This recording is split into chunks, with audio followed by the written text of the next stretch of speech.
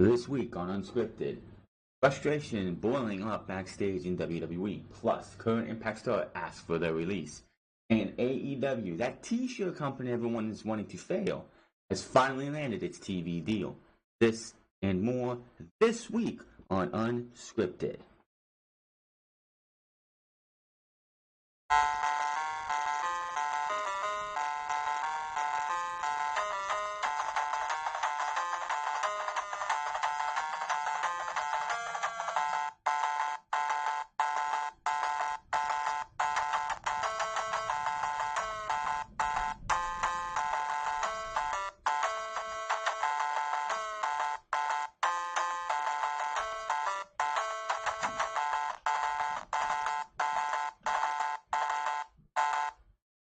What is going on, everybody? It's Franz. I'm here for episode 70 for UnScripted.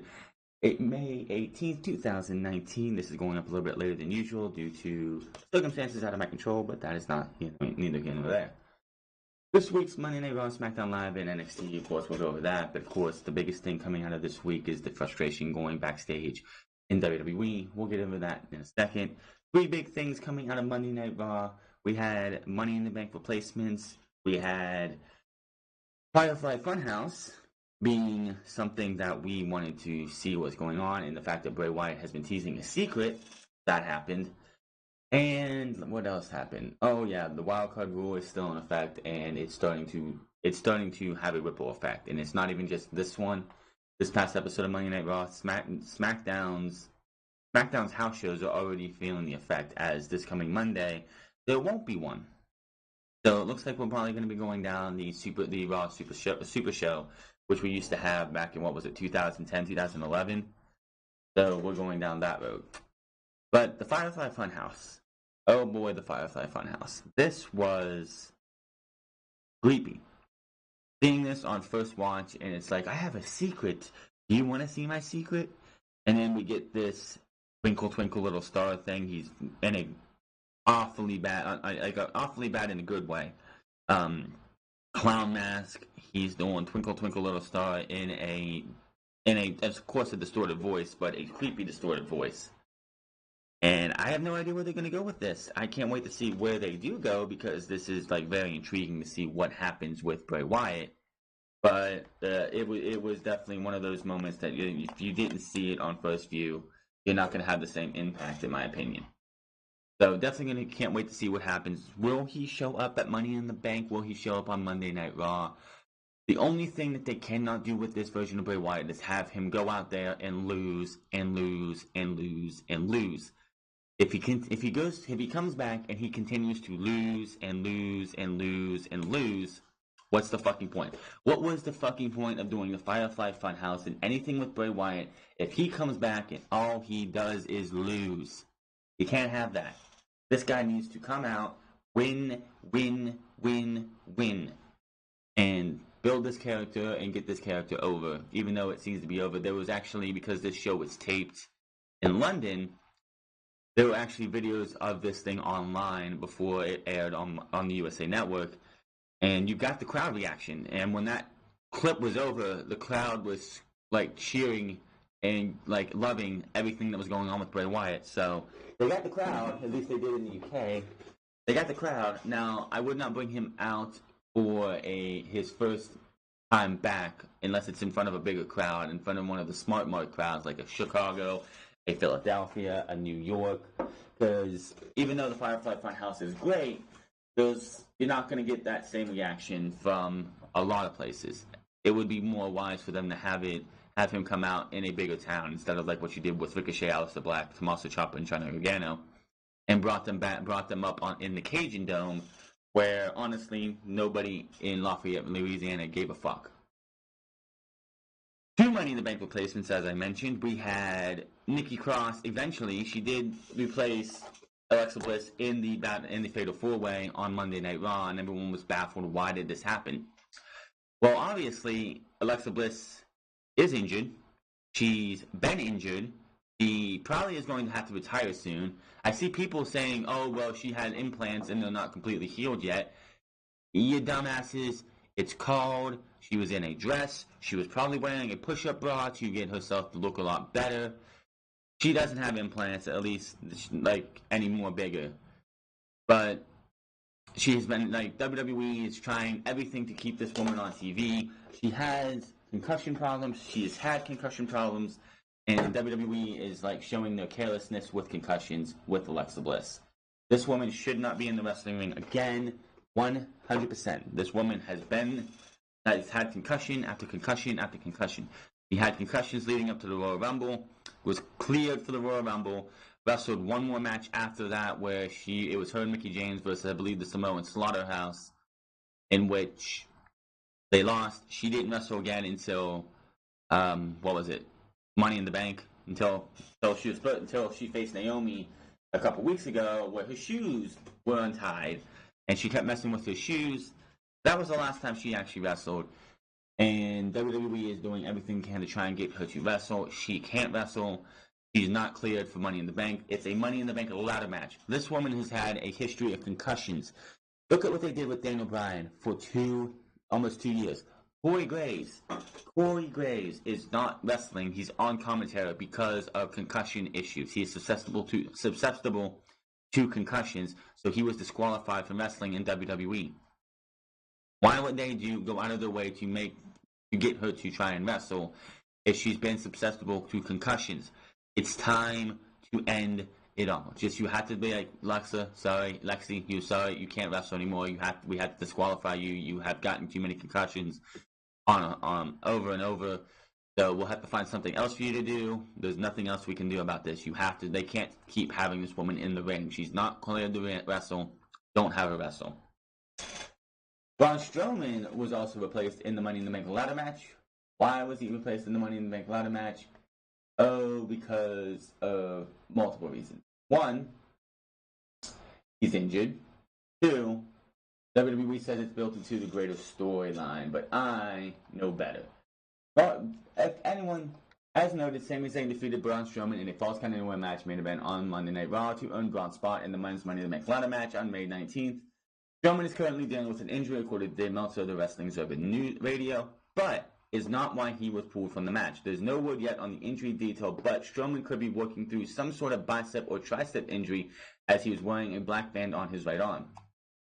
Regarding Strowman losing his Money in the Bank spot to Zayn, Meltzer reported that the removal was not due to an injury and will be part of a longer storyline that will play out over the next month or so. Strowman is working hard, but the injury is not bad enough that he needs to take any time off. There has been speculation on Strowman's WWE future as of late. He repeatedly received heat from WWE officials after winning the 6th annual Andre the Giant Memorial Battle Royal at WrestleMania 35. And at the end of the match, was said to be a mess as Strowman forgot some of his spots. It was reported in late April that the botched spots are why Strowman hasn't had much of a push since winning the Battle Royal. If anyone doesn't know what the spot they're talking about, it's quite simple. During that match, it was blatantly obvious. Luke Harper had Mustafa Ali. Well, Luke Harper was on the apron. He had Mustafa Ali up for a suplex. They could have just suplexed themselves out of the ring, and that would have been it.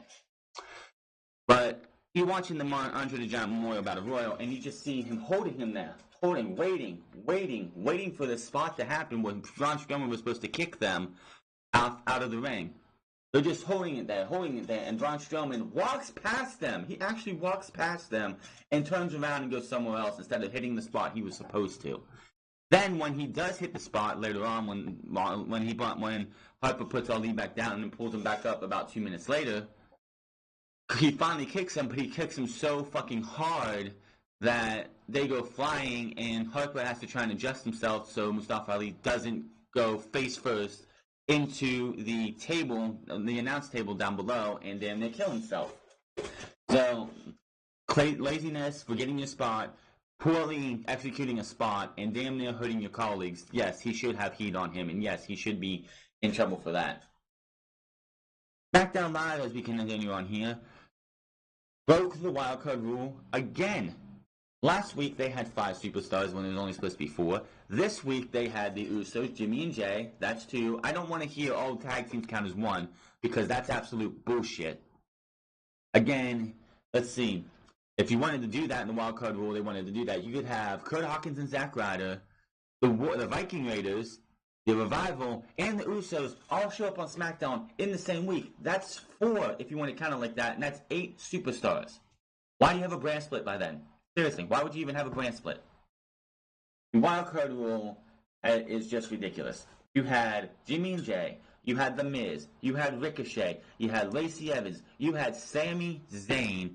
I think there was one other one that I can't think of off the top of my head, but there were 6 or 7 superstars from Monday Night Raw appearing on SmackDown Live. Oh, Lacey doesn't count because it was a video package. It counts. You're taking up SmackDown time with a Raw superstar. It counts. 6 to 7 superstars. That is ridiculous. Then you had the Kabuki Warriors. This one was pathetic.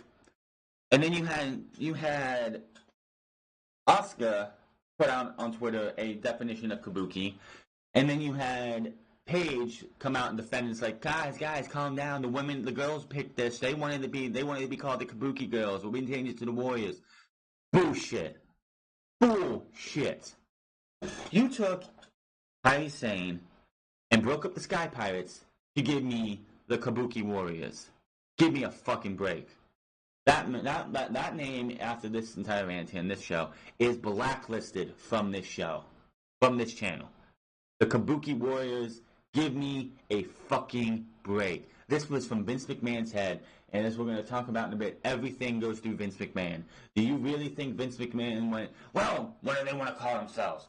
The Kabuki Girls? No, name it Warriors. No.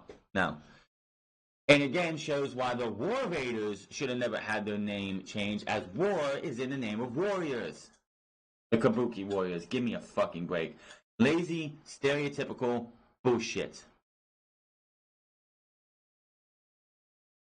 NXT. Interesting, weird show. You had the Viking Raiders there to give us an update of what they're going to do with the tag team titles. They come out immediately, want to relinquish the titles, and then the Street Profits talk them into having one more tag team title match. By the end of the show, they have that match. It lasts about 3 minutes, and because the Forgotten Sons come out, who earlier in the night were going to Regal's office because he, quote-unquote, forgot them. And then you have Danny Burch and New Lorcan also get involved. There's a big, huge brawl. You got a top rope blockbuster, assisted blockbuster by the Street Profits with Dawkins counting like Montez Ford's pins row, and they get a moral victory, and then they walk away. So there's that. After all the brawl is over and the Viking Raiders stand tall, they put the titles down on the mat, bow to the WWE, to the NXT universe, and they are gone. The NXT tag team titles have been vacated.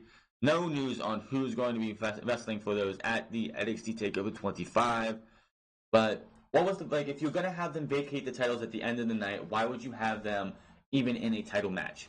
Because, I guarantee you, when I wasn't there for the Full Sail tapings, but you could just tell when we're on NXT, when we're on the WWE Network, when William Regal announced the Viking Raiders versus the Street Profits for the NXT tag team titles later on tonight, I guarantee you those fans thought, well, we're going to have a title change.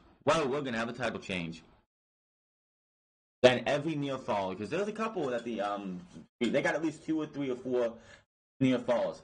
Every single one of those.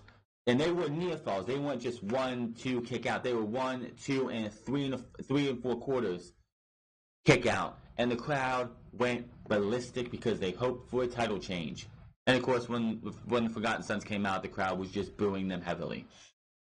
This was just something I don't understand why they did it.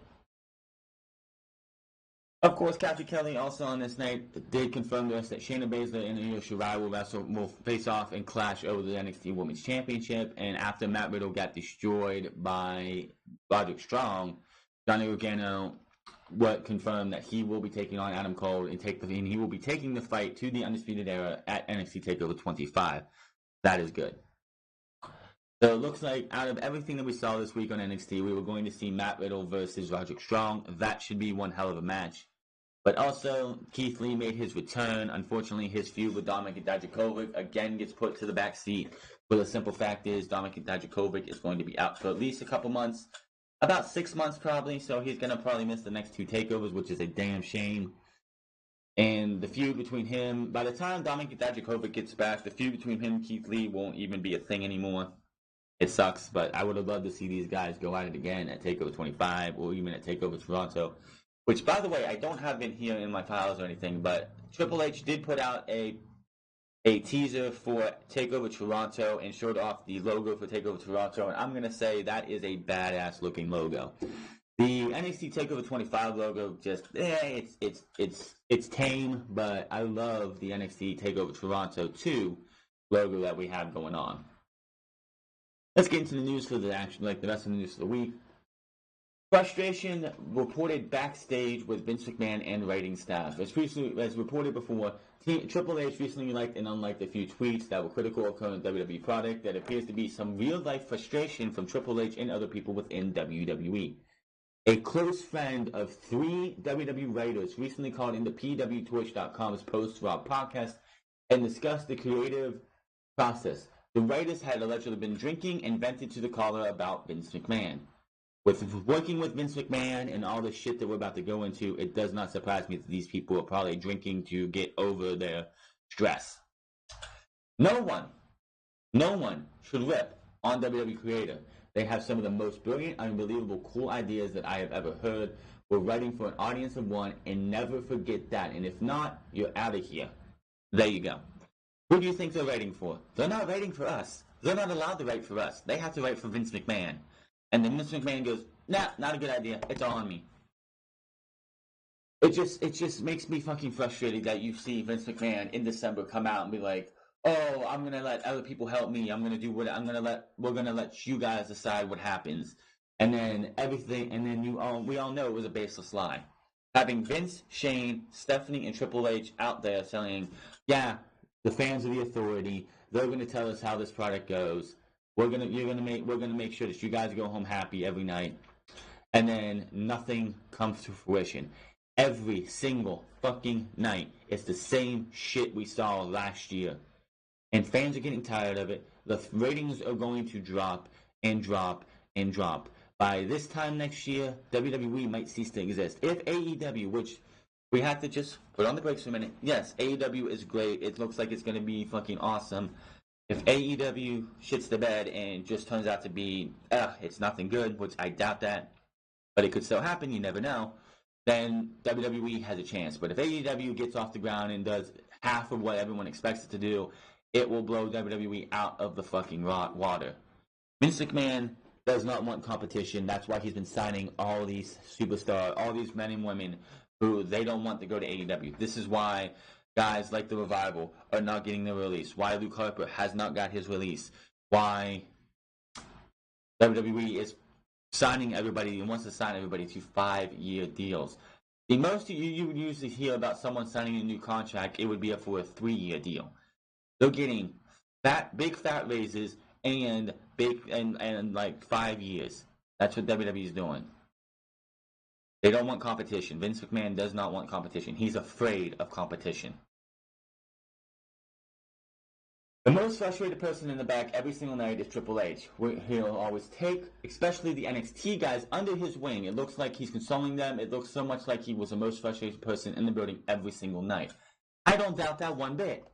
Triple H, blood, sweat, and tear. Every fucking thing that he does. Everything. To get these guys, these men and women ready for the main roster. He's building the future of WWE. They come up, and especially most of the men, they come up, they get fed the Roman Reigns, and then they're nothing special.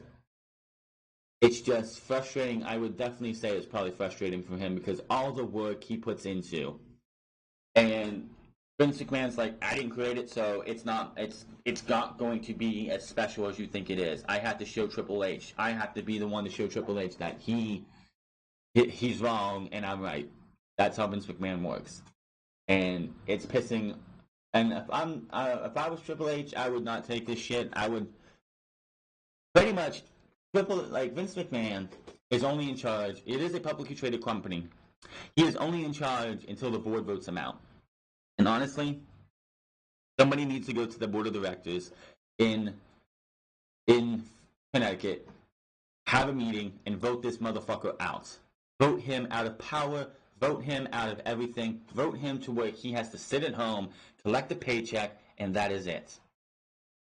Enough of this shit. It's time to vote Vince McMahon out of power.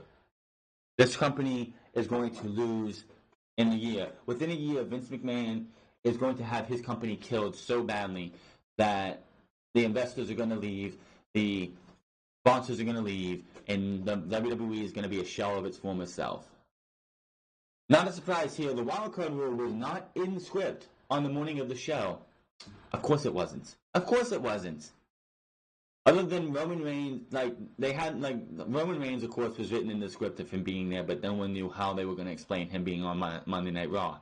Daniel Bryan, they canceled that house show. When was the wildcard rule added into the script?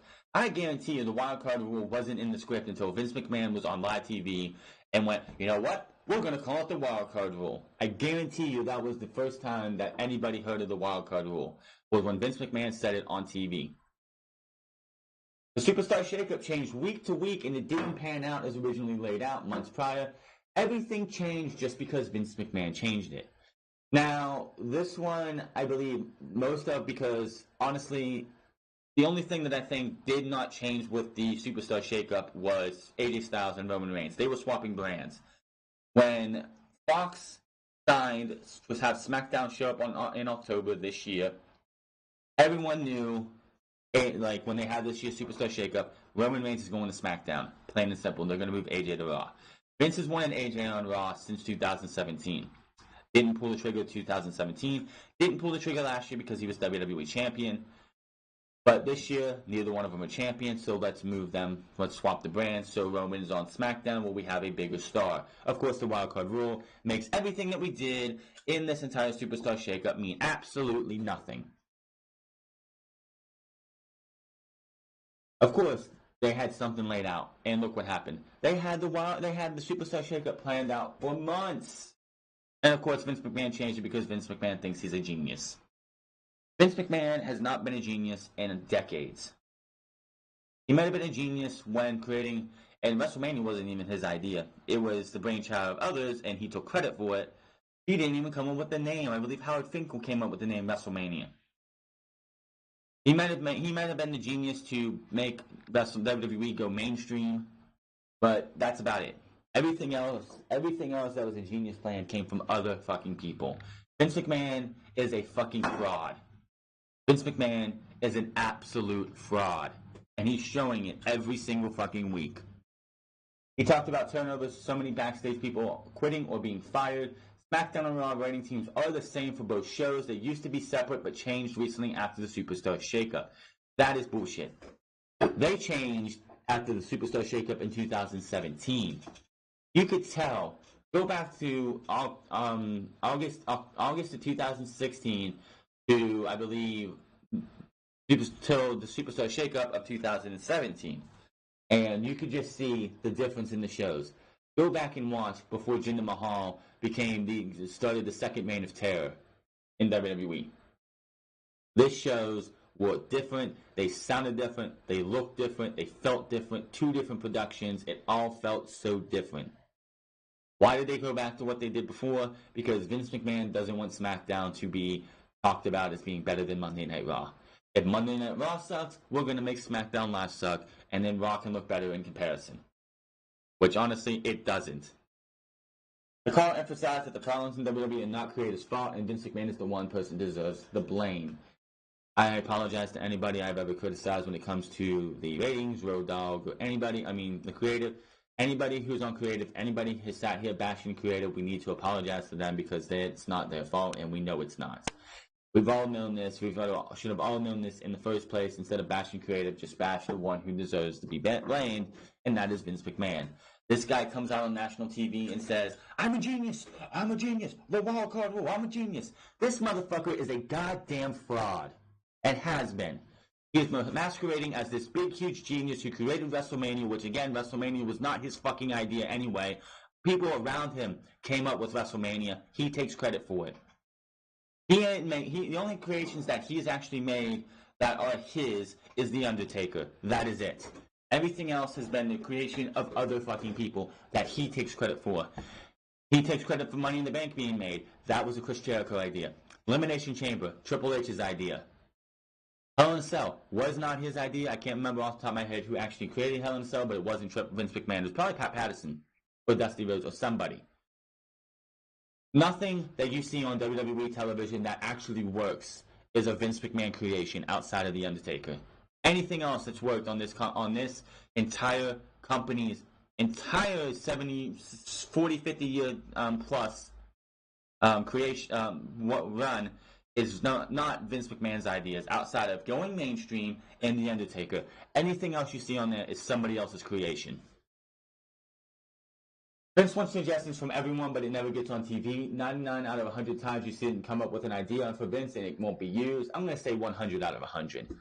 What is the fucking point of asking for suggestions? If you're going to ask for suggestions, you take them under advisement and you say, wow, that's a good idea. I think we're going to use that one. Instead of going, nope, none of you guys know what you're doing. I'm going to do all this. Why fucking have creative writers if nothing they suggest gets used? What's the fucking point? Because the creative team had pitched to have Raw and SmackDown look completely different with different production, different ways of shooting things, and Vince McMahon shoots it down. Of course he does, because he doesn't want anyone to, because if you do that, SmackDown Live will be like it was in 2016, where it actually felt like it was the best show on the main roster. It still is most of the weeks, but it felt like it was not a WWE production. Vince McMahon doesn't want anyone to think SmackDown's positively a SmackDown Live. He wants to kill SmackDown so Raw looks better in comparison. This one's obvious. Vince McMahon doesn't keep track of NXT, what is going on with NXT. He maybe watches takeover shows. Of course not. If Vince McMahon watched NXT, Adam Cole, The Undisputed Era, Velveteen Dream, Matt Riddle, Keith Lee, everybody on NXT who is a major star would be on main roster TV within the month.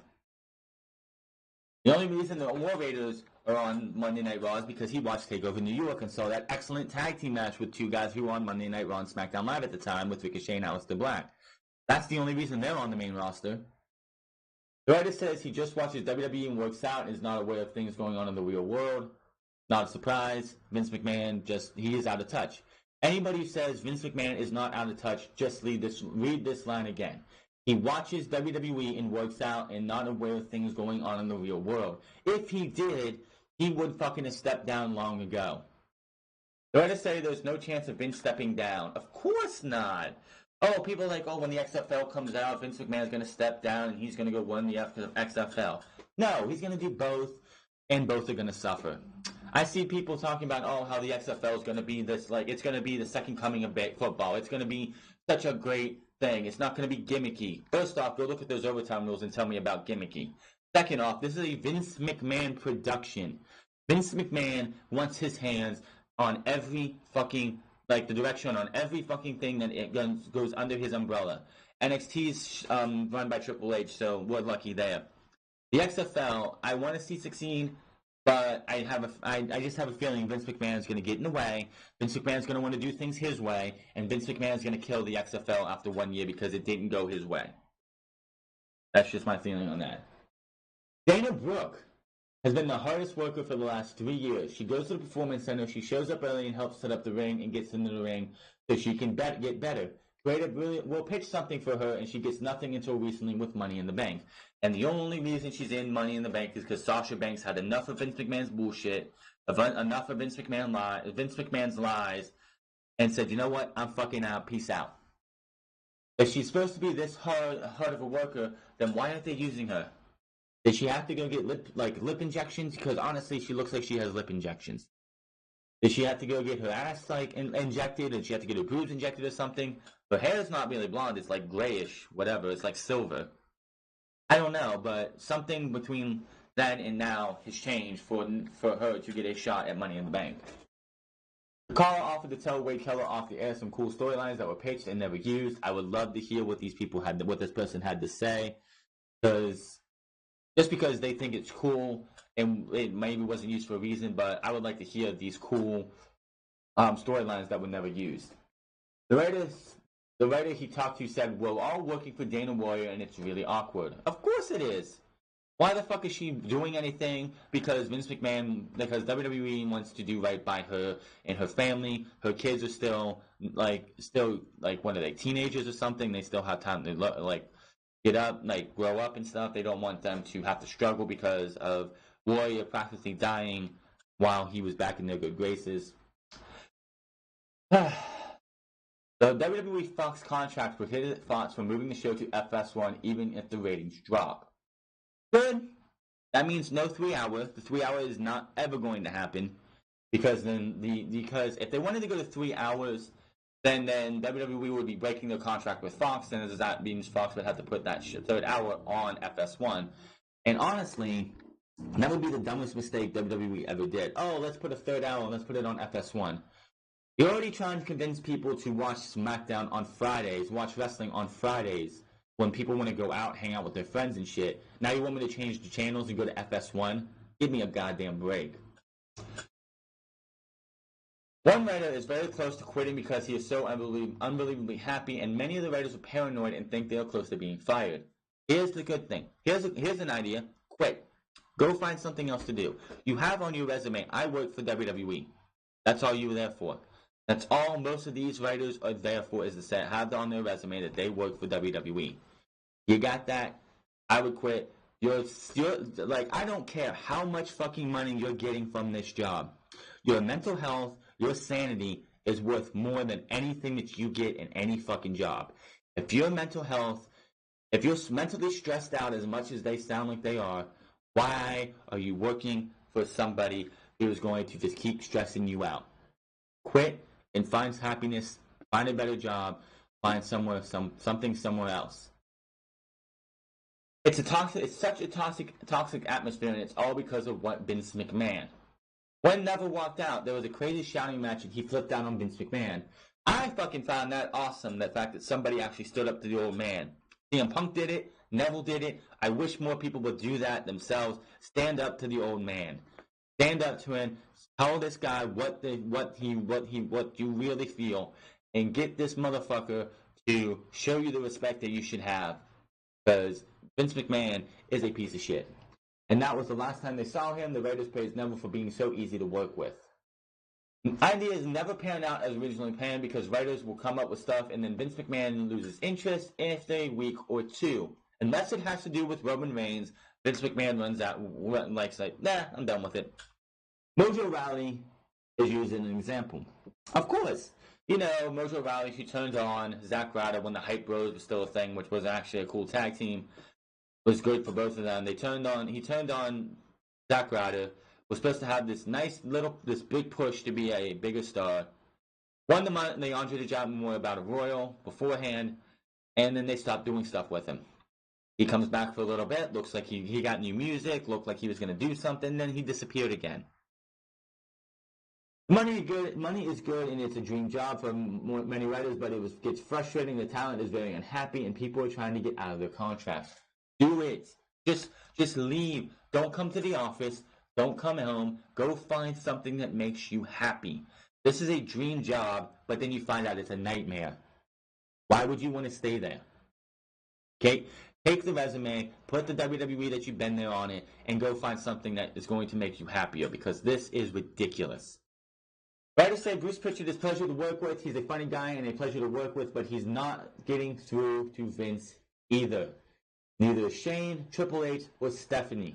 Nobody's getting to Vince because Vince has it in his demented mind that he's always right.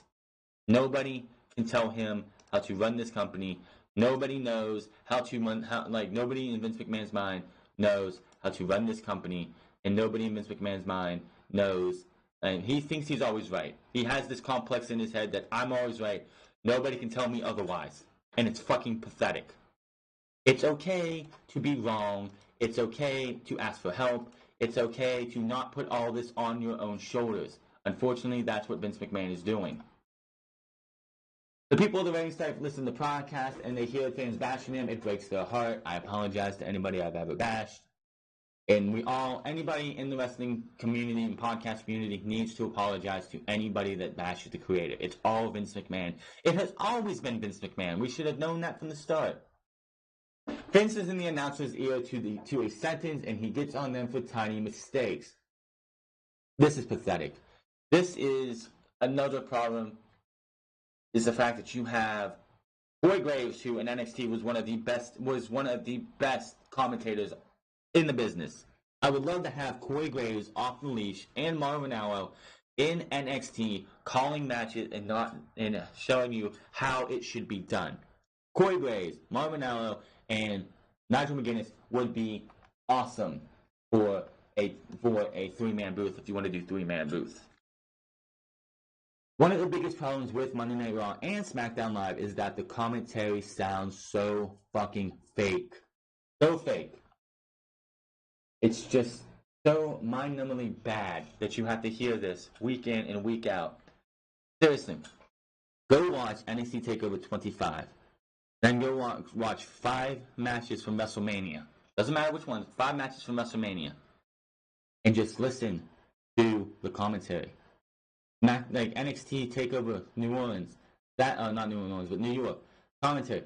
They sound lively. They sound real. They sound authentic. They sound like they actually fucking care. Go watch NXT. Go watch WrestleMania 35, and listen to how terrible they sound. They sound fake. They sound scripted. They sound like they don't give a fuck. They're phoning it in half the time. Night and day, NXT over the main roster. Oh, it's NXT. It doesn't count. It's not the same. Exactly, it's not the same, and it should be. Vince McMahon has no business being in the announcer's ears to the sentence. Just give them bullet points of what points they need to fucking hit. So hit them, you go from there. That's all you need to do. This next part was obvious. Sami Zayn those are not Sami's promos. That's Vince McMahon talking through Sami Zayn. Exactly, I knew that. Everyone should have known that. This just shows Vince McMahon does not have the balls to talk to the fans like that. You know why? Because if Vince McMahon came out there and said this shit himself, one, everyone would know, oh, he's not. This isn't Vince McMahon the character. This is Vince McMahon, the man, the boss, the guy who works in the back. He would be losing a lot of his audience. I guarantee you, as soon as he opened his mouth to start talking like this, people would be shutting off the TV. And it's just Vince McMahon showing that he doesn't have the balls, and Vince McMahon is a coward. The fact that you have to use Sami Zayn himself, who is a good promo, but you have Sami Zayn himself go out there and say what you feel about the WWE Universe, just shows that you're a fucking coward, Vince. You're a coward. You're always going to be a fucking coward. There are 37 total writers, and they are both working on both shows. Doing nothing. They're doing nothing. They're pretty much sitting there, spitballing ideas, throwing ideas out there, only for them to get thrown in the trash, because everything goes through Vince McMahon. Everything that you see on TV, outside of the Firefly Funhouse, is Vince McMahon. Plain and simple. NBC, Universal, and Fox both want top stars. I hate to be bearer of bad news to NBC, Universal, and Fox. There are no top stars. Vince McMahon spent the last 5 years throwing everybody at Roman Reigns, feeding every single person who could have been a top star to Roman Reigns, and he dropped the fucking ball every single fucking time. Roman's not a top star. Seth Rollins is not a top star. AJ should be a top star as well. Those 3 guys, Roman, Seth, and AJ Styles, should be 3 top stars. They're not. They're not. The top stars on both shows, you should have 6 top stars. You should have 3 for Raw, 3 for SmackDown.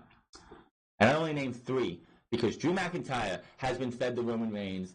And before that, Drew McIntyre coming out of NXT, coming up last year, teaming with Dolph Ziggler. For the first few months, it worked. And then they got straddled with this Dogs of War shit against the Shield. Then he feuded with Braun Strowman. Then he lost to Finn Balor. He lost to Finn Balor again. He was hot and on fire as a big-time heel. Looked like he should be a top star going for the Universal Championship at WrestleMania. And then they just stopped caring and they just let his fire flame out. And what's he doing now? He's teaming off and on again with Baron Corbin and Bobby Lashley, the three-man bland. Bobby Lashley, in WWE's eyes, should have been a top star, but the guy has no charisma, can't cut a fucking promo to save his life. They teamed him with Leo Rush, which that failed miserably. Guy hasn't done shit. Baron Corbin, the same guy that they blamed in December for ratings failures. You put him in the main event, ratings go down. You put him in the main event, ratings go down. You put him on the first match of the show, the ratings go down. You told your fans Baron Corbin is the reason ratings are down. Don't watch Raw because Baron Corbin is the reason for your ratings going down. So what do? Let's put Baron Corbin on TV over and over and over and over and over again. Does anyone know where this logic comes from? 37 fucking writers. They want top stars. Nobody's a top star because Vince McMahon's failures. Can't create stars. Nobody in this company is a star but the McMahons, and that is a terrible thing. The ratings are down. Have Vince McMahon come out. What happened? That was one of the lowest rated Raws of all time. One of the lowest rated Raws of all time. Andrade went into Vince's office, and this is pathetic. Or asked for a legit push. Vince looked at him and said, "Learn some English and get back to me." How discriminative could you be, Vince? If I was somebody in that position, I'm taking a lawyer up and being like, "Listen, I just went to his office and asked to be taken seriously, and he told me that I had to speak English before he'll let me do anything." That's discrimination right there. That is discrimination right fucking there. Vince McMahon is a discriminative piece of shit. Why do you hire guys like Andrade, men and women like Asuka, Kairi Sane, Io Shirai, Kushida, Shinsuke Nakamura, Hideo Itami before that, Cesaro, anybody who doesn't speak proper English? Why did you fucking hire them just to throw them on the shelf because you don't like that they don't speak English? How fucking pathetic could you get? You're racist, you're discrimination, and you're somebody who discriminates against anybody who doesn't speak English. You are a piece of shit. And the fact that WWE's board of directors haven't thrown you out yet is beyond me. This is absolutely ridiculous. Something that Vince McMahon hasn't touched yet, the Firefly Funhouse. This is all Bray Wyatt's idea. Bray is described as an absolute genius, and he helps other wrestlers with their promos. He is one of the best guys in the locker room. It's his ideas for now. Wait till Vince McMahon realizes that this creation that's none of his idea is over with the fans. He'll kill it in no time. He'll kill it in an instant. Bray Wyatt must not lose the rest of the fucking year. He has a big match. He has a big match with like a Seth Rollins. He has a big match with a Roman Reigns, a Drew McIntyre. It doesn't fucking matter. Anybody he comes up against, he has to fucking win, or this Bray Wyatt new gimmick is just as bad. It's just like his other one. It doesn't matter. The writers he talked to says they loved when there was a real brand split. I loved it. You loved it. Everyone loved it. When the shows were shot differently, when the writing staffs were cut in half, and they had when you had less heads to have to bounce off of.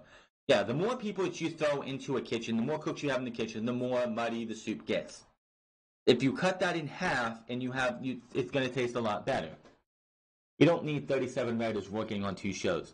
If you can't put out a quality product with 37 fucking writers, there is a problem. Why? Because those 37 writers' ideas don't get used. The Revival Uso storyline is being done because Vince McMahon just thinks it's funny. Vince McMahon, again, is a terrible piece of shit. He is a fraud. He is not a genius. He has never been a fucking genius outside the 1960s, 70s, and probably 80s. After he went national, his genius went out the fucking window. Everything else has come from other people. WrestleMania was not his idea. WrestleMania was other people's ideas. He just took it as his own. I guarantee you Monday Night Raw wasn't even his idea. He probably heard someone else probably came up with that, and he took that as his idea. The only things that Vince McMahon really created was The Undertaker and possibly The Rock, because The Rock wasn't from anywhere else. Austin was made other places. John Cena, okay, you can say John Cena too. But other than that, Vince McMahon is not a genius. Other people come up with other ideas, and he takes them as his own. He's a fraud. Vince McMahon has been and will always be a fucking genius, a fraud. He's not a genius, he's a fraud. Backstage concerned, Vince will wreck NXT storylines again. NXT has the best storylines in WWE, but Vince McMahon can always change things anytime he wishes by calling up superstars to the main roster. We've seen this happen multiple times already this year, so becoming somewhat of a trend. Vince called up Tommaso Ciampa, Johnny Gargano, and the Viking Raiders when they were all champions, making a trifecta of storyline changes for the NXT. Meltzer noted on Wrestling Observer Radio that with SmackDown Tag Team titles being vacated, there was the talk of having them bring somebody up from NXT. Who that would have been is beyond me. So Shane's going to be all over SmackDown with the Tag Team Tournament thing, which did not happen. They just had the Usos in this wildcard rule come over to SmackDown from Raw and face Daniel Bryan and Rowan, which they are doing again at Money in the Bank, in which the tag team titles are not on the line. McMahon can do whatever he wants because in the end he owns everything in WWE and move people around as he sees fit. It obviously doesn't matter that NXT already has a tag team title match set for NXT TakeOver event, which happens because Vince McMahon called the War Raiders up as tag team champions. Things can be very interesting on SmackDown Live, as they were.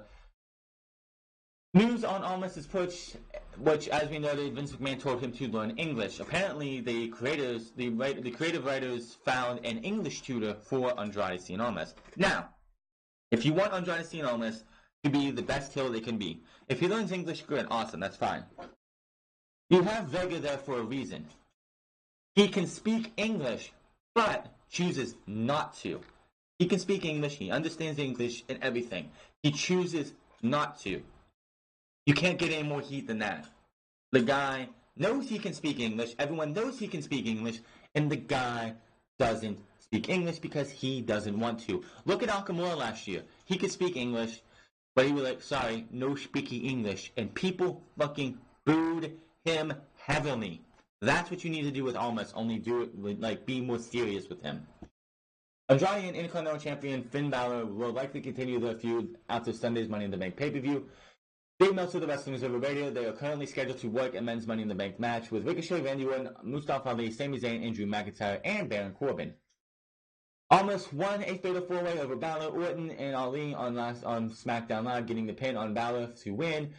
Meltzer noted that there is a lot of backing for Almas right now within WWE. As far as his character goes, WWE officials have been high on Almas for some time now, and it has been reported in 2018 that there is a big push plan for him in 2019.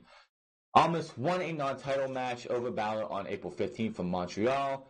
For the Raw Superstar Shakeup episode, Balor got the non-title win back over Almas the next week on SmackDown, and a third match for the title has been ruined for Money in the Bank, but they ended up going in the men's Money in the Bank ladder match. They have worked multi-man matches and live event matches with each other since Balor lost last non-title singles win. There you go. Now, as we just reported with Vince McMahon changing his mind all the time, this could be slated on the books, Almas versus Balor in the at Saudi Arabia, and we get to Saudi Arabia, and that match gets changed to something else. We hope Almas should be a future world champion in this company, but Vince McMahon being a discriminatory piece of shit, I don't think that's going to happen. Vince McMahon doesn't like the fact that he can't speak proper English. Hey, Vince McMahon, go fuck off. Lars Sullivan fined by WWE. WWE issued Wrestling Inc. a statement earlier this week announcing that Dylan Miley, a.k.a. Lars Sullivan, will be fined $100,000 for some for bigoted comments. I can't say the other word. I can't say it. That he made years ago on a bodybuilding message boards. In addition, Miley will be required to complete sensitivity training for those remarks. The company will also work with Dylan to meet with community organizations to discuss the power of social media and the impact of those who words can have. The comments that Sullivan made in the past have been making the rounds some time, but they came back under scrutiny last week after Biggie responded to a social media post regarding them, tweeting, "Many are aware, if true, he has to bear the albatross of being a bigot and working in a company that is now filled with minorities." He will issue an apology from Sullivan who said that there was no excuse for those remarks, adding they do not reflect my personal beliefs nor who I am today, and I apologize to anyone I offended. First off, the fucking douchebags who wanted the 15 minutes of fame of bringing these back up. The guy apologized for these multiple times. He actually went up to every superstar who needed to go up to and apologize to them personally. This is the dangers in the dark side of social media. Somebody like Lars Sullivan, Dylan Miley, is becoming a bigger name on WWE television. Somebody or a group of people don't like him just because they don't like him. What are they going to do? They're going to look into his past, look for anything they can to make this guy's life a living hell and ruin his career. Like he already apologized. He made his bed, he lied in it, he apologized, he's better for it. WWE has been receiving criticism for not taking action on Sullivan. And here's the thing. These remarks happened years before he was in WWE. They don't have to do anything. They do not represent WWE, and it was years ago. If it was something that was said in the last 2 or 3 years, that's one thing. These posts happened 6 to 10 years ago. He wasn't even had a thought of being in WWE 6 to 10 years ago. People need to let this shit go, and no, he should not be fired. I seen WWE post something about something on Monday Night Raw. He goes through those things, and there were people putting hashtag Fire Lars, even though the post had nothing to do with Lars Sullivan. Are you people that fucking petty? That's just like Ashley Massaro, which we'll talk about here in a bit, that passed away a few days ago. And Rebby Hardy, who supposedly had a beef with her, posted a smiling, two emojis, and everybody immediately took that as, oh, she's bashing and she's happy that Ashley died. There's a reason people say wrestling fans are some of the dumbest idiots in the fucking world. Because they are. You take something that has, out of context, and you make a big, huge fucking story about it. It's fucking pathetic. One of the company's top sponsors, Mars Wrigley Confectionery, one of the company's top sponsors who said that they had engaged with WWE to discuss the situation and seek to understand what actions they will take to swiftly address this matter. Here's the full statement from WWE. WWE supports a culture of inclusion regarding gender, race, and religion or sexual orientation. Yeah, but your main boss is a racist, and everyone knows this. He's a racist, and he's also he discriminates against anybody who doesn't speak proper English. So what you say kind of contradicts yourselves. All individuals, as demonstrated by the diversity of our employees, performers, and fans worldwide. Dylan Meyer, a.k.a. Lars Sullivan, will be fined $100,000 and required complete sensitivity training from offensive commentary covered from the past. WWE will be also facilitate meetings from Dylan and the community organizations to foster further discussion around the power of social media and the impact on your words. Backstage news on Lars' anxiety issues from earlier this year. WWE will address the controversial. They knew about the comments for at least a year, and when they made the decision to bring him up to the main roster with a push, it was also known that there was a very good chance that the comments would resurface in a much bigger way than they did last year. The idea was to ride out the storm like they did when the comments were previously going around social media. Lars issued his public apology last Friday, and that may have made things worse for him by making him a target. As noted, Titus O'Neil revealed that this week that Lars also made private apologies to co-workers individually, which, quite honestly, individually apologizing is way better than saying, "Hey, let's have the entire group come together and let's have an apologize to them in a group." It's much better, in my opinion, if you do it individually. Just my opinion. WWE officials did not ask Lars to apologize last year when they dealt with the comments internally, and the story ran its course online. The Observer points to how Lars' public apology last week brought more unwanted attention to the matter. WWE sponsors then got involved after a fan copied the comments to Mars Candy Company, who responded and said they have reached out to WWE to see how they were going to handle the matter. It was reported that at least one sponsor reached out to WWE over the comments.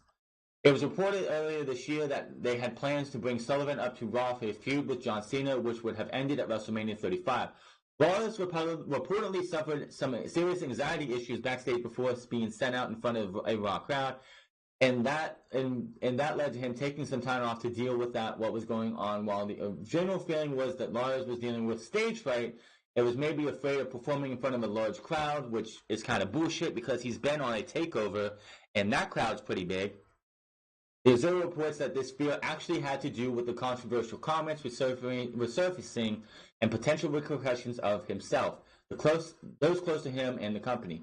Regarding the $100,000 fine and sensitivity training from Lars, the hope is that the size of the fine will make it clear that WWE punished Lars severely and that it will take the heat away from the people who want him fired. The fine is legit and will likely have to be deducted from Lars' future earnings. Lars hasn't been on the main roster long and is likely not able to pay the full fine at this point.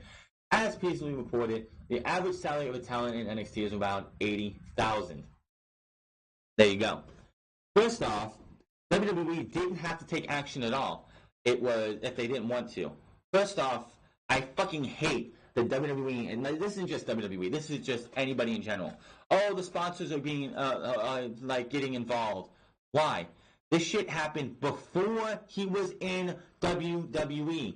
They don't know what the fuck they did. Maybe they had him go around publicly apologizing to everybody individually. You don't know what the hell they did, but the fact that, and here's the thing, these comments are out there. They fined him $100,000, and Mars got involved. Who's to say some douchebag 6 months from now brings these comments up again? Is like, oh, this guy's a bigot, this guy's this and this and all this shit. WWE is doesn't have to do anything. This shit happened years before he joined WWE. But it does also show that if you're in anybody on social media, be careful what you say. You never know what could happen for you. You never know. Maybe you're somebody who's a football player who's like a teenager. You're saying stupid shit that you as a teen don't know any better. 10 years from now, you're in the National Football League, and those comments resurface. You're going to have to answer for those. Maybe you just got to be careful what you say. You can't sit there and say, oh, this person's a bitch. Oh, you could suck my dick, shit like that. Be careful what you say, because whatever you say online is going to come back to bite you. You could delete it now. It's like anything that you put online is stored in a database, and people can go and find it easily. No matter, as soon as it's on there, just the second it's on there, it's online for good. Tweet and delete doesn't matter because somebody screen captured it. Bill O'Malley, like Lars Sullivan, we'll see what happens, but honestly, WWE did what they had to do to try and get the heat off of this, but there's going to be fucking douchebags out there who's like, oh, this stuff's unacceptable, they should have fired him. There were people posting on WWE, they were hyping Money in the Bank, and someone put a picture of Lars and put #fire Lars. Give me a fucking break. This shit happened before he was in WWE. They didn't have to do anything if they didn't want to. They hired the guy. They're not going to fire the guy because they had to bend to your name, to your will. Yes, if the sponsors get involved, they have to do something just to make the sponsors feel like they did something. But it is what it is. He knew this was back when he was probably like in his early 20s, maybe even teen. He didn't know any better than he does now. He knows better now than he did then. He's a better person for it, and he's not the same person he was back then. People can change. Let it fucking go, people. There's more, if you spend, and this is my thing, if you wake up every morning and your entire day is trying to get this person fired or anybody fired from their job, you live a very pathetic life. If you're spending your entire fucking day trying to get somebody fucking fired, then you have a pathetic life. Nothing, no ifs, ands, or buts about it. Just worry, here's an idea. Worry about yourself. Worry about your life, not somebody else's life. Worry about if it's somebody that you know. If you knew Dylan Miley and you want to fucking sit there and try and get this guy better help, fine. But if it's none of your goddamn business what happens in his life. You don't know what's going on in this guy's life. He was a different person back then. Let it go. This is the problem with people and celebrities. They want to know everything. They want to know what they had for breakfast last week. They want to know when their sleeping schedule is, when they're going to be on a flight. These people make me fucking sick. The worry about your own fucking life. It's not that goddamn hard to do that. Here's something interesting as we move on here. WWE 2K developers starting in-house rival game. Yuke's, the developer for WWE 2K games, announced they have assembled an internal team aimed to engineer a new wrestling game. The game will not be associated with WWE and its characters. The Japanese studio implemented this new team as it means to spark creativity within their employees. Video Game Chronicles reported that Yuke's senior vice president and producer Hiroomi Uratu feels the company has been unable to attain the quality of games that they know are capable of constructing. This lack of quality stems from two major factors: Yuke's current business relationship with WWE 2K publisher 2K Sports, and the lack of major competition within the wrestling game market. I'm going to have to disagree with Furuta here. The only factor is the fact that you have a business relationship with 2K Sports. 2K Sports, Take-Two Interactive, only cares about the money, microtransactions, the money. They don't give a fuck about the quality of games. Go look at NBA 2K, how that's gone down. They only care about the money. They don't even care. It's a WWE game. They'll make the piss poor game. They'll throw it out there. People are gonna still buy it. That's the deal. Feeling underwhelmed with the quality of the WWE games, Yuke's is generating the new wrestling game to create internal competition and hopes to regain the once stellar development of its product. Of course, we will retain the WWE team, but we are also aware that our creators are beginning to lose sight of their passion and the confidence and become focused only on completing assigned tasks. That's not the direction Yuke's wants to go, so in order to compensate, we're going to start a new wrestling project. He also mentioned that the relationship between Yuke's and 2K Sports is still healthy and have maintained a long past of working together for the WWE 2K games. Yuke's still maintains and continues to work with 2K Sports for its WWE 2K series. In my opinion, I wish 2K would sell a license back to THQ, which is THQ Nordic now, because back when THQ had the license, they actually fucking cared. They actually put out great wrestling games. It was a miss here and there, like every 6 or 7 years. But most of the time, the games were fucking awesome. Since 2K took the license, the games have gotten worse and worse and worse and worse. Players are expecting something new every time we release a game, and we feel like we haven't achieved what we really want to do. Furuta said, for example, in many cases, we're still using old assets and we're not able to do some things in the way we want to do. He added, Yuke's might find a way to do things in a way that we want in terms of our existing relationship with our publishers. Aside from 2K Sports, the wrestling game market is scarce, and as many have seen with WWE itself, a lack of competition can lead to a decline in popularity. Furuta discussed the benefits of having some kind of competition. I think having no competitor isn't healthy at all. Furuta said, when we had competitors in the wrestling space, we were determined not to lose, and that was a great motivator to keep to creating something great. It appears Yuke's new game will feature new elements not yet exposed in the wrestling game field. According to VGC, the new game might incorporate very realistic features and fantasy characteristics. We're not chasing money or trends, Furuta said. We'll go in whatever direction we feel is most interesting, combined with the passion of whoever leads the project. As long as whoever leads the project has enough passion, then I'm sure we'll achieve our goal. I don't see this helping at all because 2K is the publisher for the WWE series. They don't care about quality in game. They haven't for a very long time. Back in the early 2000s, there was a game called the NFL 2K games. People said 2K had the better NFL games, but of course EA got the license to be the only ones to publish NFL games on consoles. Back then, and you can go and play these games if you want to, the 2K developers looked like they fucking cared. The game felt better than Madden. They felt like they fucking cared. The gameplay was better. The controllers were better. Everything felt better. Now you have NBA 2K, and that's the only sports game 2K does outside of WWE. They don't care about quality of the game. They say they do, but they don't. This is just like Madden NFL. People are like, oh, you see this, like, I hope EA would do this. I wouldn't, because EA doesn't care about quality of game. You would have 2 football games on the market from EA, and they both would be dog shit. It's not about competition for EA. It's just about how much money they can pilfer from their fan base. We'll see how this goes. We won't see it this year. It's something we probably won't see for another 2 years. You're not going to throw a wrestling game out on the market like that within 6 months and actually be any good. So, there is that. Former Impact star arrives in WWE. WWE has announced that former Impact X Division champion DJZ has reported to the Performance Center in Orlando this week to begin work with the company. It was reported back in mid-March that DJZ has signed with WWE. The 32-year-old left Impact Wrestling on December 31st after his contract expired. He debuted in Impact back in 2011, worked there on and off, becoming a two-time X Division champion and a one-time tag team champion with Andrew Everett. There's an announcement.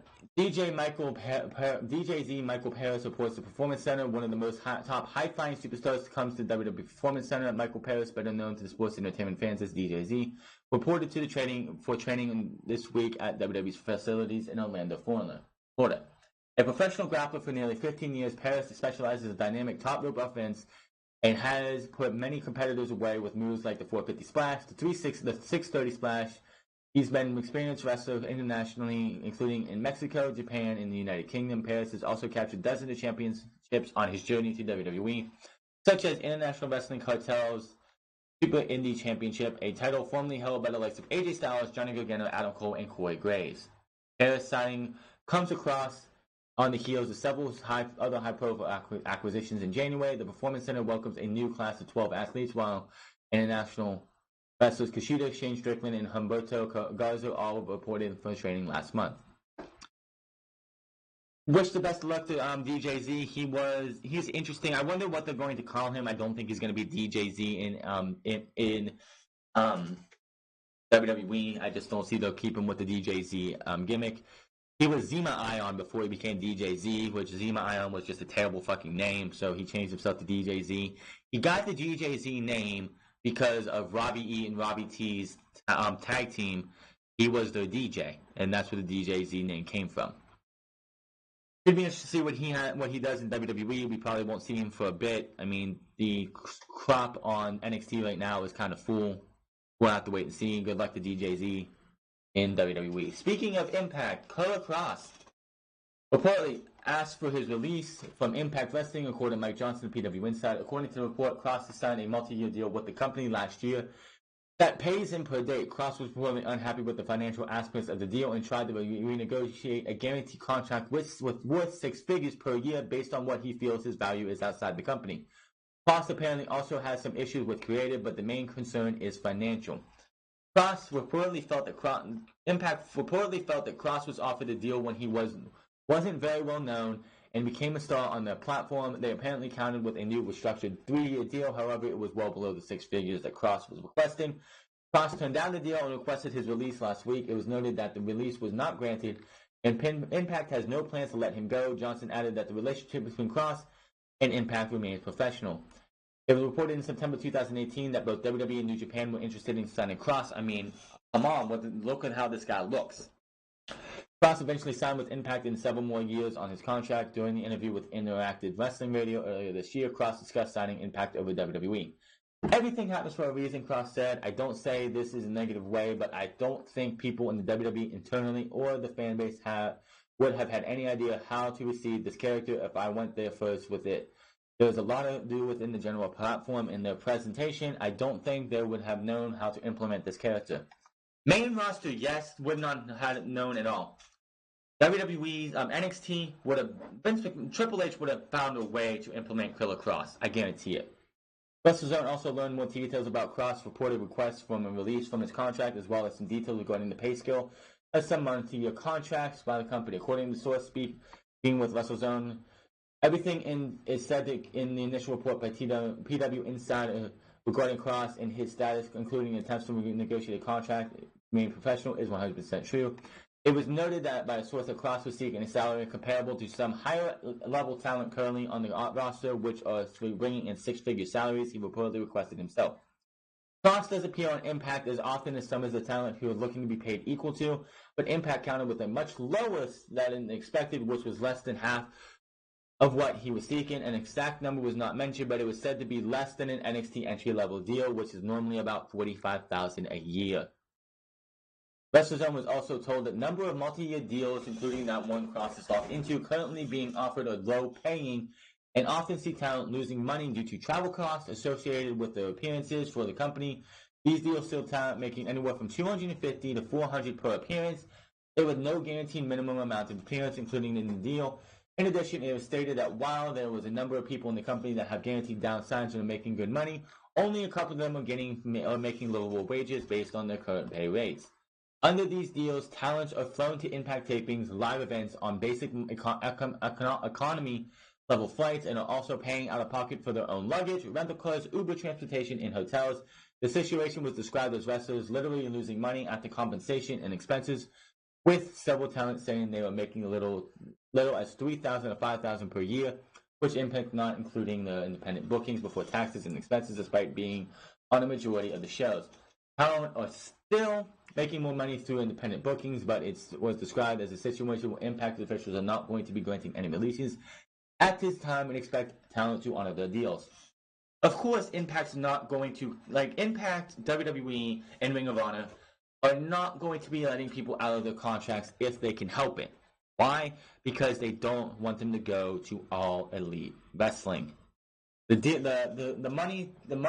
figures that, Killer Cross has been in world title matches. Killer Cross has been in world title programs. Why this guy has not got a bump in pay is beyond me. The dude's worth more. He's obviously been worth more to them. He's been shown a lot more than a lot of talent on that roster. He's been on every single pay-per-view they've had that he's been in there since. He's wrestled for the world title. He's done programs with the world champion. Why would this guy not be getting six figures or close to six figures? This guy has been $100,000. That's not a bad. That's not bad. I mean, if he should be making at least $250,000 a year, just opinion. The guy's been used a lot in Impact Wrestling. I haven't been up with Impact Wrestling, but every time, because I don't watch Impact Wrestling because I don't have that channel and I don't have a viable way to watch it on Twitch. But Impact Wrestling, every time they put the videos on YouTube, I swear at least one of those things has Killer Cross in something. He's doing something on the show. He should be making enough money to be able to have a livable wage. Making barely bare minimum and under the NXT entry level is kind of ridiculous. Impact, you need to get on that. It's not the talent's fault that you can't be making enough money to be able to pay these guys the money that they should. He's going to be there for multiple years, and there's what it is. Speaking of people winning out of their contracts or getting released, WWE was to offer Ty Dillinger a big raise before he was let go. This one's not a surprise. WWE was planning to pay recently on ESC's part of Awesomeness professional wrestler greats Edge and Christian caught up with former WWE superstar Ty Dillinger, who also known as Shawn Spears, among other things. Spears talked about how he came up with the Perfect 10 gimmick. Additionally, Spears spoke candidly about his February 2019 WWE departure. No wonder the Perfect 10 gimmick was killed on main roster because he came up with it and not Vince McMahon. On the subject of Spears' wildly popular Perfect 10 gimmick, the Canadian wrestler recalled that the WWE development would evaluate talent from a scale of up to 10. When Spears was not getting high scores on these evaluations, he realized he was being held down on purpose by the head coaches. The WWE development did the reports on talents all the time. Every month, they did these monthly reports, and these reports would be 3 or 4 pages long, and all of the coaches would give their breakdowns. And there were all these numbers. The different categories would be psychology, promo, attitude, all of those little things, and then they would rank them how they thought. 1 to 10, and then the head coaches would give their final opinion, and the end of and rate you with that. I ended up seeing some of these on myself, specifically and across the board. I'm getting 9, 9.5, 9, 9, and I'm thinking, okay, cool.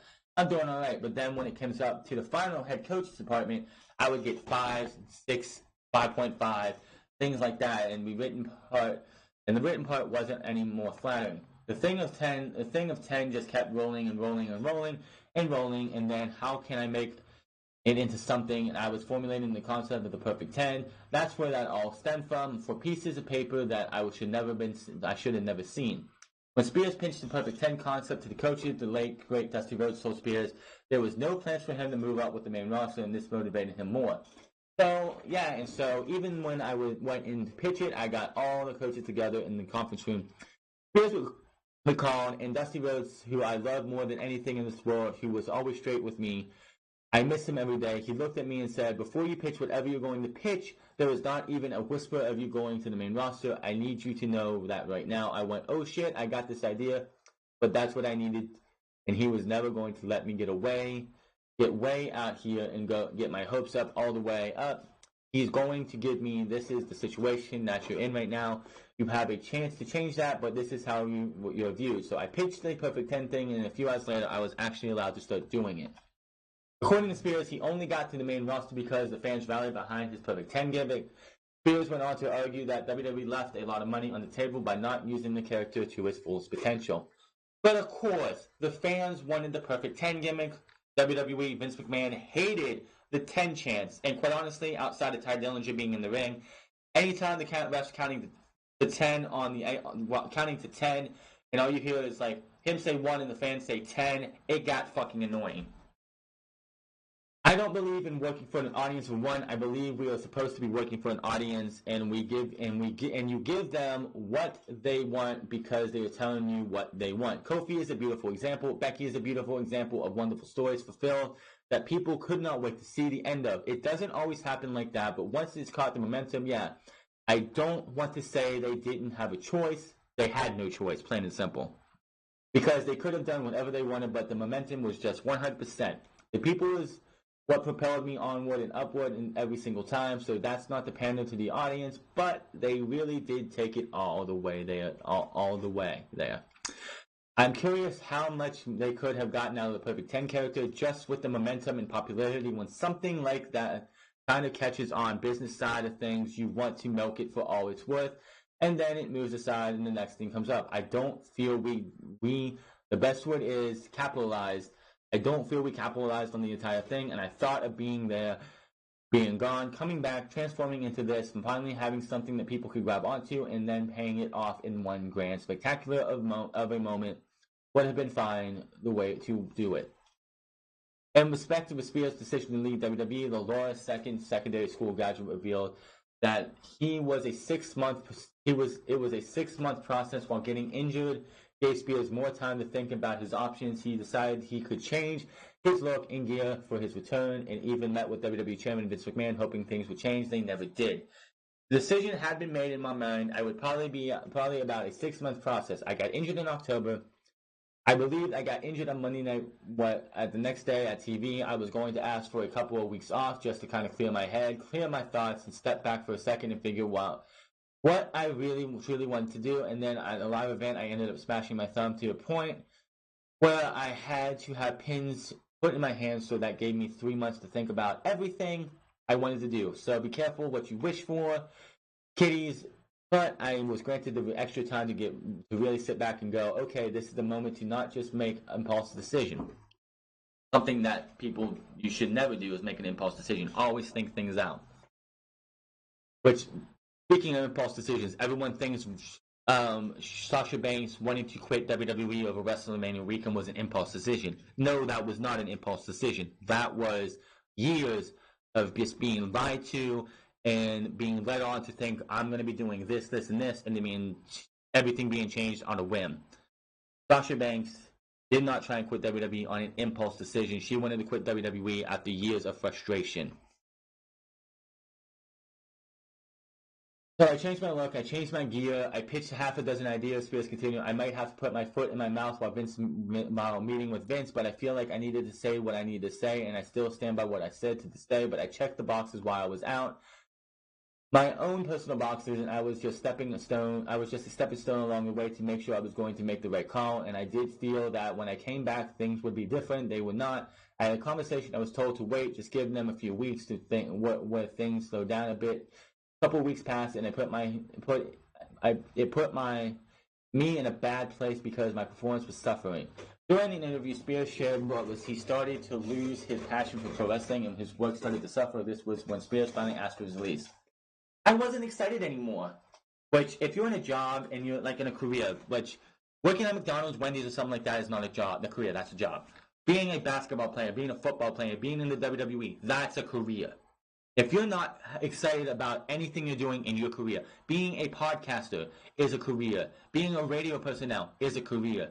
Being somebody like that is a career. If you're not excited anymore in that career, then you might as well just quit doing what you're doing. I would be behind the curtain instead of being anxious and excited and nervous. That feeling you get where your legs are really heavy and your heart's pounding and you're like, oh man, oh man, oh man. It wasn't like that anymore. I was dreading it. I was back there going, please respond, please make noise, please cheer. I was pleading not to the audience, but whoever would hear me. I was praying essentially that they would still acknowledge that I existed. I was smiling. And when your performance is suffering and when you're not giving it your all, they see it and they can feel it, and it's not fair to them. So I could place myself in that position anymore. I would take it home with me. Instead of enjoying the 2 days I had off, I would be dreading the third day when I had to leave already. It was time to go. It was probably late in leaving, I was probably late in leaving actually.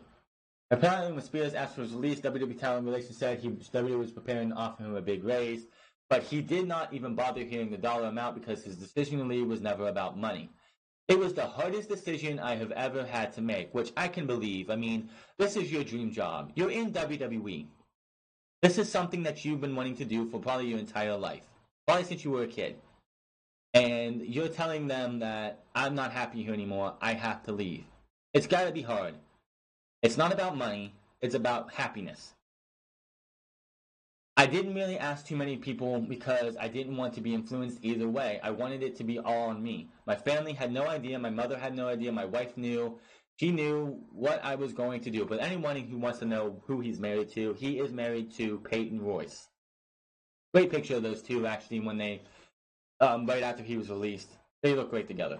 But she didn't know I was going to do it on the particular day. Spears remembered I just said to the talent relations at the time that I needed to go, and they said, well, we're about to offer you a pretty substantial raise. Now, I'm by no means a millionaire. I'm not even close. I've been very lucky. I have everything I could possibly need, and I wouldn't have that without WWE. But for me personally, I wasn't about money, so I didn't even let them get the offer out of his mouth. Later, I found out that it was a couple of weeks later, but I just said I wouldn't change anything tomorrow morning when I wake up. I'm still going to feel the same way I do right now, and I'm going to Now, in the way I felt for the last 6 months.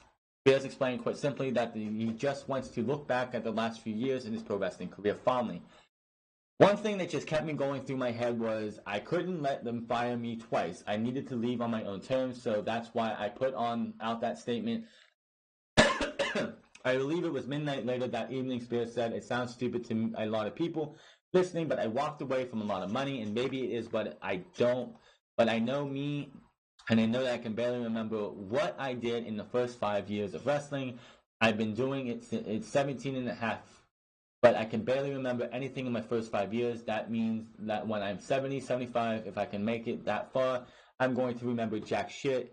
And if I can, I'm going to remember maybe the last 3 years of my in-ring career. So when I'm lying there and my body is giving out on me, it ain't going to matter the cars or the money, the toys. All I'm going to have is half a functional brain and be able to think that that's probably going to be able to think about 3 things: whether or not I was a good father, whether or not I was a good person, or whether what I did was worthwhile. I'm pretty sure the first 2 I'll nail, but the last part, I want to be able to remember those last 2 or 3 years of my in-ring career, and I want to remember them as being fun, that I enjoyed them, and that I didn't sell out for $1, that I didn't stay on to be a content for a bunch of money, that inevitably I'm not going to take when I leave. So I want to make sure I don't regret something that I can't change at the time, so I'm willing to take a shot. There you go. Absolutely right. You should be happy. Do what you do for a living. Make sure you're fucking happy. This guy wanting to be in WWE. This guy who's the first thing anyone ever saw of him was back in like 2008, 2009 when Shawn Michaels super kicked him and he screamed, I just kicked Stan. That was Ty Dillinger. He was in a tag team a couple years ago with Jason Jordan. It was Jason Jordan and Ty Dillinger. They broke them up. Best thing that ever happened to these two.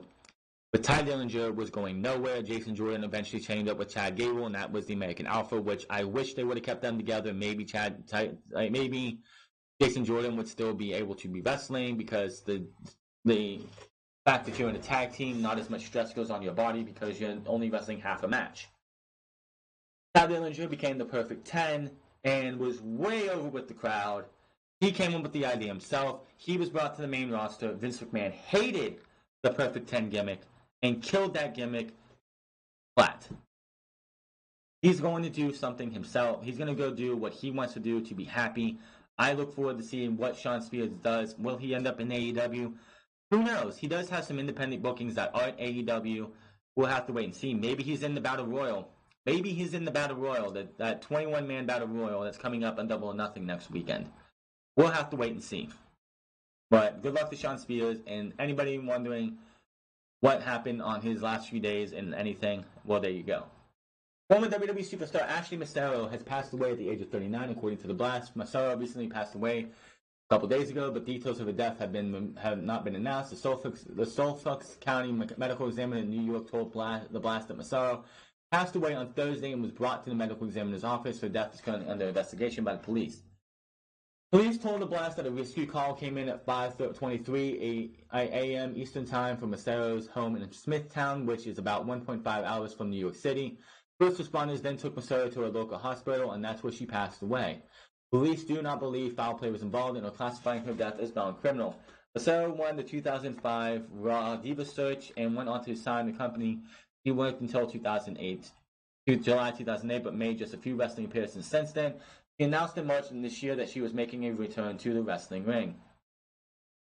Massaro would have turned 40 on May 26. She believes she leaves behind a daughter. Cause of death for her, apparently she died of apparent suicide.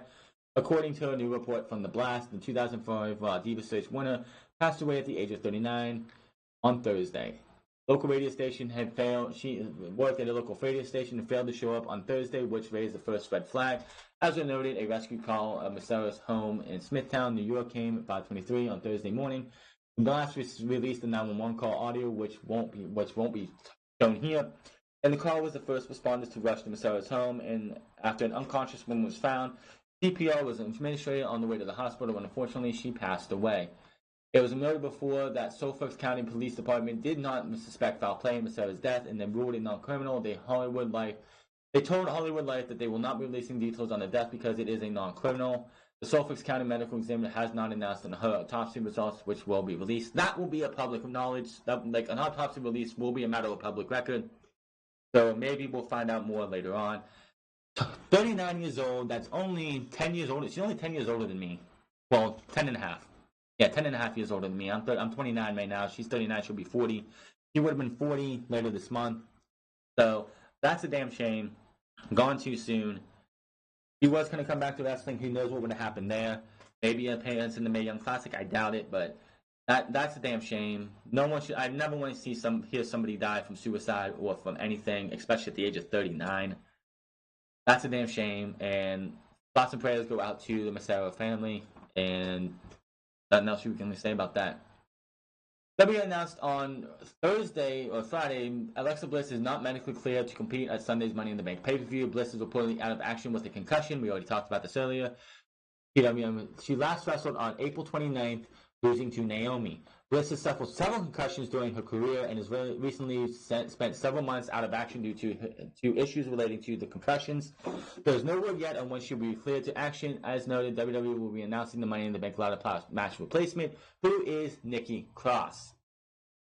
Again, her career, I said this months ago when it came out that she had a concussion on the way to the Royal Rumble, that her career is going to probably be over soon.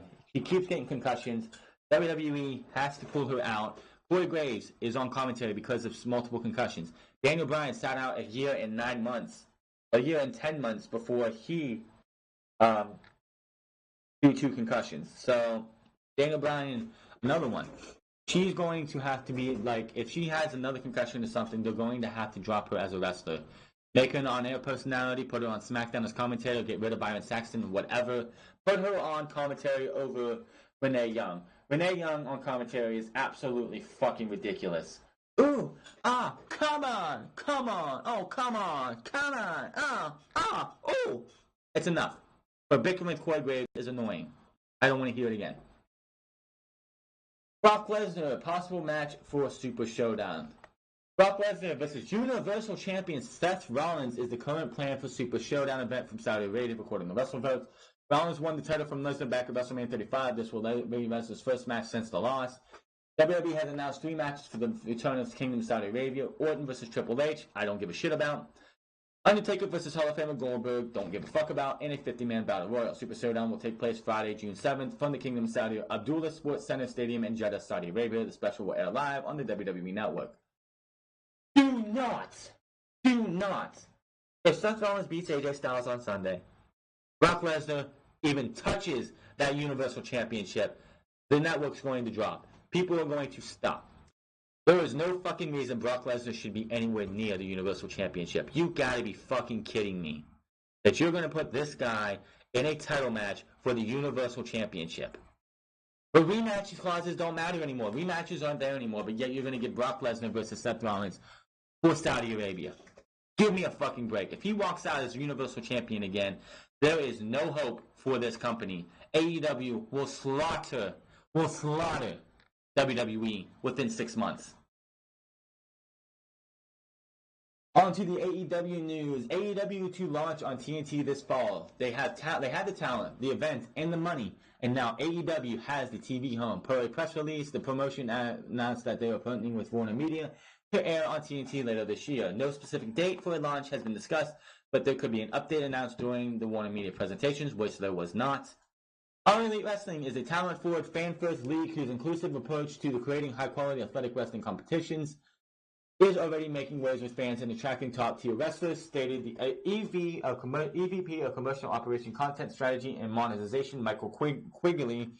It is a high adrenaline gripping entertainment, and we can't wait to bring it to fans everywhere with this game-changing business. BR Live, a live streaming service for Warner Media, will stream all AEW-related events, including Double or Nothing, on May 25th. The buy-in and hour-long pre-show will be available on Warner Media and AEW social media channels, which will be the YouTube channel. Matches on that card include the Casino Battle Royale, the Battle Royal, and Kip Sabian versus Sammy Guevara. Streaming on pay-per-view has also been discussed. The event will also be seen in the United Kingdom via ITV. Wrestling fans have wanted and needed something different, authentic, and better for far too long, about 20 years. AEW President and CEO of AEW, Tony Khan. AEW is answering the call. AEW is about more than wrestling. It's about a movement fueled by wrestling fans who have been underserved and perhaps even disappointed by what the industry has produced in recent years. AEW is rising to the occasion with Double or Nothing, and today is taking a step further by partnering with Warner Media, which is a commitment as we are to making wrestling fans the one and only priority with Warner Media. AEW is poised to globally redefine wrestling as we know it today. AEW first became a reality in January 1st, 2019, when being the Elite segment. This will be the first major wrestling program outside of WWE on TNT since WCW in 2001. They do not have a name of the show yet, a date, or when they're going to start airing. Everyone's saying October. We'll probably find out at Double or Nothing. Next weekend, I would not be surprised if they give us the time, date, and name of the show. Now, before we get to anything else, BR Live, Breach Report Live, which is the streaming service for Warner Media. If you're going to watch Double or Nothing, I would refrain from using Bleacher Report Live. Fight TV is supposed to be airing Double or Nothing globally, so hopefully you can probably watch it there, or watching on pay-per-view, because quite honestly, Bleacher Report Live has had some very bad hiccups when it comes to airing live sports. I mean, when the Alliance of American Football was on there, it wasn't a bad, it worked pretty well. But for like boxing fights, I've heard have been pretty piss poor when it comes to quality. Other, like the Tiger Woods versus Phil Mickelson match that they had on there, they had to offer refunds because it was piss poor. So if you're going to watch Double or Nothing, I would go with Fight TV if you can get a hold of it, or pay-per-view. Plain and simple. AEW hires a couple new refs as well. LA Wrestling announced that Earl Hebner, Paul Turner, and Aubrey Edwards have signed with the promotion as referees. Hebner is a veteran who is better known for his run with the WWE from 1988 to 2005. He made his debut as the evil twin of his real-life brother Dave Hebner on the February 5th, 1988 edition of the Main Event, where he was paid off by Ted DiBiase to secretly replace Dave and steal the WWE Championship away from Hulk Hogan. He was probably best remembered for his role in the referee of the Montreal Screwjob, where he called the bell with Shawn Michaels and then WWE Champion Bret Hart in the Sharpshooters, Bret Hart never submitting. Both Dave and Earl were fired from WWE in 2005 for selling unauthorized WWE merchandise without the company's knowledge. Earl worked for TNA from 2006 to 2017 and was inducted into the Hall of Fame for TNA in 2015. Edwards has been a referee on the independent scene and also been working briefly in NXT last year as the second ever female referee. Turner is a veteran of Ring of Honor's referees who have been with the company since its inception. His profile is still listed on Ring of Honor's website as of this writing. Fight TV will be bringing you AEW Double or Nothing as well. So if you want to check it out there, make sure to check it out. I'm excited for AEW. People should be excited. Anybody who wants to see AEW fail, go fuck yourself.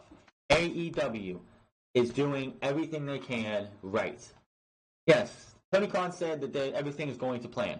Cool. Everything is going to plan for now. AEW, as we know, like I say when you don't make plans as much as you think you should. Like don't plan out your entire life because things are going to change. Everything is going to plan right now for AEW, but what if Double or Nothing is not as well received as they think? AEW just signed that deal with Turner Broadcasting, and Double or Nothing went to the shitter. I don't think that's going to happen, but that is what it is. Just look at NXT TakeOver 25. It was supposed to be April 8th. Not April 8th, but June 8th. Thanks to Saudi Arabia moving their next event to June 7th. Now TakeOver 25 has to be moved up a week. There you go. Going to be interesting couple months coming up. AEW Double or Nothing is everyone's getting excited about AEW, and everyone's like, oh, it's the number one Brock. It's the number two in the number two wrestling company in the United States. It's not. It has a TV deal. It has all that shit. It's not number two until we see Double or Nothing next week and everything after that. They're in, until we see the product on TV, on pay-per-view, whatever, it is number 4 as it stands. The hierarchy of wrestling right now in the United States is WWE, Ring of Honor, Impact Wrestling, AEW for now.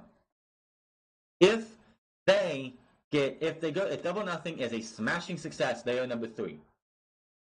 Because Impact Wrestling, even though Ring of Honor is still up there. But if they get and they won't be number 2, even if they go through Fight for the Fallen, whatever else event, even when they get to TV later this year, until they have a consistent basis. If they go to TV and the ratings, they have a huge rating in the first week and then their ratings drop off after week 2, they're not number 2. Just because they have the roster, just because they have the TV, just because they have all this stuff does not make them number 2 until it gets put into action. That's like you could say, oh well, I'm gonna start a new basketball association, and I have all these talented players. I go out there and we play dog shit games. We're not as good or even close to as good as college. College is number 2 when it comes to basketball in the United States. Got to let people. You got to let everything play out first until we see Double or Nothing, Fighter Fest, which I don't even think that's going to be on pay-per-view. I think that's just something they're doing. Until we see Fight for the Fallen, Double or Nothing, and then whatever they're going to do on TNT. Until I'm going to say they have till December. If things go well from October to December, whenever they start. By the end of the year, they're going to be number 2. Right now, they are not. I don't give a fuck what anyone says. They have the talent, yes. Impact Wrestling has great talents. Impact Wrestling has a terrible TV deal. They're number 3 for that reason. Ring of Honor has great talent. Ring of Honor has a multi-billion-dollar corporation behind them who could, if they really wanted to, make Ring of Honor a legitimate number 2 if they wanted to spend that kind of money, but they don't. AEW is not number 2. Is not number 2 until we see the product firsthand. That'd be like, okay. That would be like Nintendo, who, after having the smashing success of the Wii, came to the next generation of consoles and was like, here's the Wii U. And what happened? That Wii U went, like, they were number 1. They were number 1 in the console race at the start of, before the Wii U came out. The Wii U came out and they became a distant 3. They came out with the Nintendo Switch. They are going to be number 1 again. You cannot just say, oh, well, the Xbox One, the PS4 is, just like Xbox One. Out of PS4 and Xbox One. Okay, PS4 and Xbox One. This is even better. PS3 and the Xbox 360. PS3 got their asses kicked for the majority of the last generation of consoles because Xbox One catered to the fans. Xbox One gave the fans everything that they wanted, while PS3 made a console that was way more expensive and they took the Rumble feature out of the controllers first off and had 6-axis controllers because of a lawsuit, whatever. But they fell behind because they weren't listening to the fans. Fast forward to 2013, and Xbox figured, oh, well, we're in the lead and the fans are going to buy whatever the fuck we want. PS4, like PlayStation's like, you know what, we got to listen to the fans. We're going to give the fans everything they want. Cheaper console and much better fan service at the beginning. They took a massive lead over Xbox. So when we get to the next generation of consoles, which is going to be the PlayStation 5 and Xbox Scarlet, right now, from what everything's looking at, Xbox is going to be in the lead. This is just coming down to, no one's going to beat WWE when it comes, for now. Nobody's going to beat WWE for now because they have the money, the willpower, and the name.